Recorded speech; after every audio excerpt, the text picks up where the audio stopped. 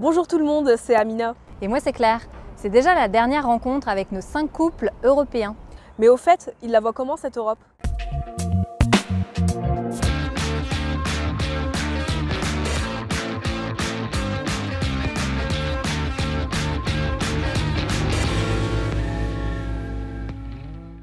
Je suis née en France en 2005.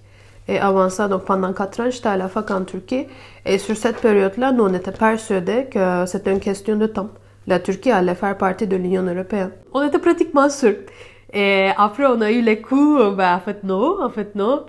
Et puis, la Turquie a changé aussi entre-temps. Et maintenant, quand on m'en parle, je dis, ah oui, c'est vrai, la Turquie devait entrer en Union européenne. Ça me paraît comme un lointain souvenir, en fait. Venant d'un pays où entrer à l'Union européenne, c'était tellement l'utopie et la meilleure chose qu'on puisse faire pour la Turquie, voir les pays qui en font partie, qui veulent sortir, ça fait un drôle d'effet.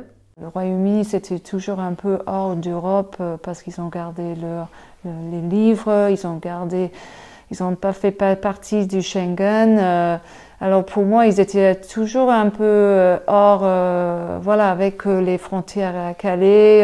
Et je pense que c'est dommage parce que ça fait partie, mais pas vraiment. Mon espoir, c'est plutôt d'ouvrir les frontières et pas fermer les frontières. L'Europe est inquiétante parce qu'on a l'impression que partout il y a du repli sur soi. Aujourd'hui, ils n'ont rien mis en place, mais demain, oui, les Italiens pourraient quitter l'Union européenne et c'est un des 6 membres fondateurs. C'est nos voisins directs. Et derrière, est-ce qu'en France, ça peut pas arriver? Je ne mettrai pas ma main coupée.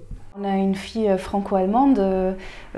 Si la France et l'Allemagne se mettaient à fermer leurs frontières et à se remettre sur la tête, ce serait vraiment une catastrophe. Donc il y a quand même pour nous, l'Europe, c'est quand même vital. C'est pas anecdotique du tout. On le sent vraiment très fort comme quelque chose à préserver. J'ai peur, comme nous, on l'a plus vécu et nos parents n'ont plus vécu.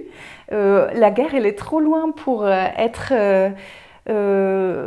pour qu'on soit d'accord qu'on veut plus jamais ça.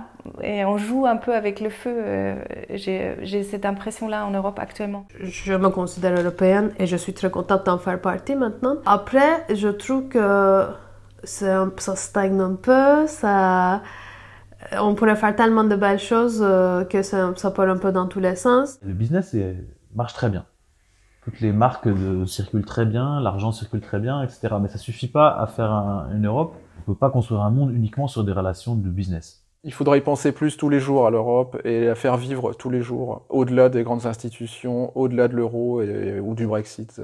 Peu d'infos dans les médias sur comment vit un Hollandais, comment vit un Danois, comment vit un Portugais. À mon sens, trop peu dans les médias de communication qui pourrait faire naître ce sentiment de peuple européen. On aimerait bien partir dans les pays de l'Est, justement, Hongrie, République tchèque. Ouais, on s'est dit qu'on veut faire un voyage cet été. Mais aux pays qui sont, je veux dire, que tu vois une carte et tu les vois, mais après tu t'en souviens jamais. Par exemple, l'Estonie, Lituanie, Lettonie, des trucs comme ça. Et je trouve que c'est sûr, ça va être hyper intéressant culturellement et géographiquement. Du coup, ouais, explorer les coins de l'Europe dont on nous parle jamais. Ça donne envie de découvrir l'Europe tout ça. Et toi Claire, tu pars où cet été? Moi cet été, je pars en Roumanie avec une amie française que j'ai rencontrée en Turquie. Ah ouais, cool. Bon été et à bientôt avec les haut-parleurs.